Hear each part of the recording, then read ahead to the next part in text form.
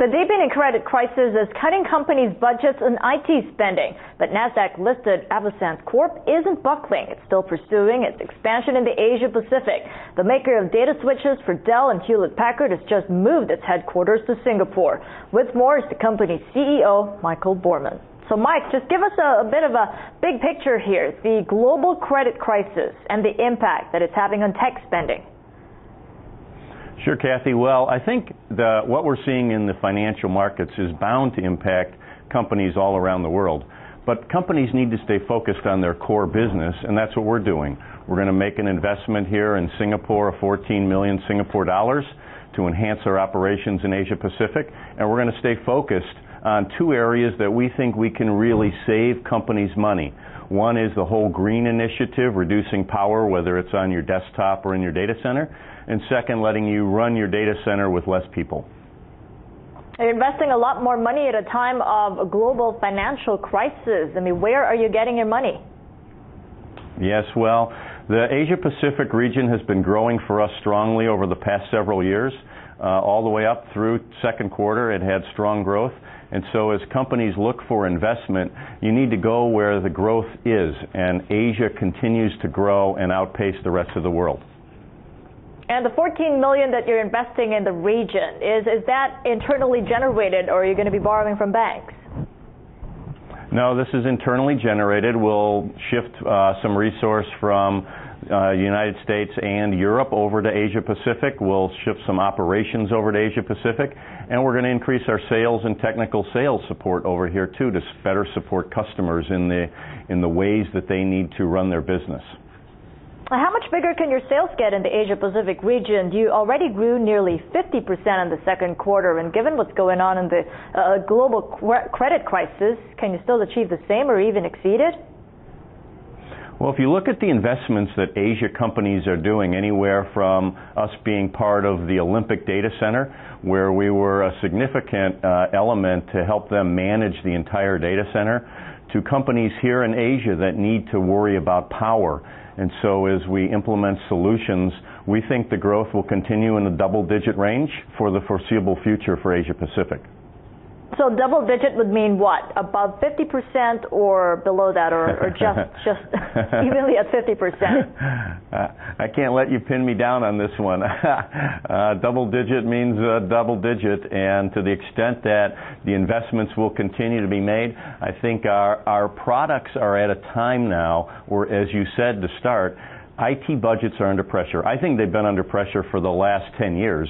But as they continue to be under pressure, what you'll find is they need to figure out ways to run their data center, run their laptops at a more efficient way. So if you're trying to save power in your house to save your energy bill, you walk around and turn off lights, or you share a room that you're in. We will do the same thing. Data centers haven't had that technology. They don't run with lights out, but they still don't know where all the power is being used. With our hardware and software, we're able to tell them how to better manage and reduce power consumption and thereby save real money. Now, you're also busy selling some of your assets, because back in June you said that some of the assets of the business could be sold, those that are not really related to the core business. Is that on hold now, or are you still pursuing it amid the credit crisis?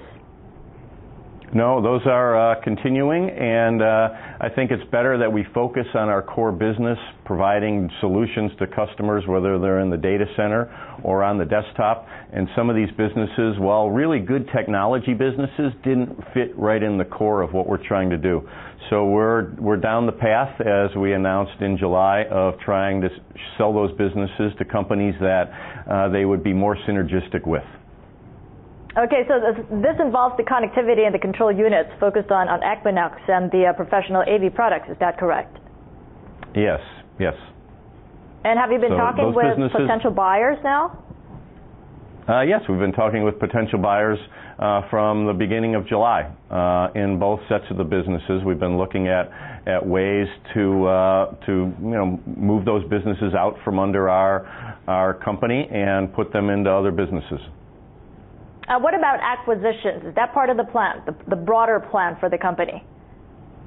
Well, you know, this company has grown by acquisitions over the past 7 to 8 years. And I like to think that we focus on a business strategy. The business strategy is to provide solutions desktop to data center so that companies can save money in their operations, in their overall IT operations. So as we develop this business strategy, the question is, do we develop the products internally or do we go out and buy them? And so for each element of our business strategy, we look to figure out whether we do internal or whether we go acquire. And so we'll do some of both over the next 3 to 5 years. What about those job cuts? Because you cut about 5% of the global staff from June 30. Are you going to be cutting more because of what's going on? Well, look, first of all, I'm very optimistic about this company.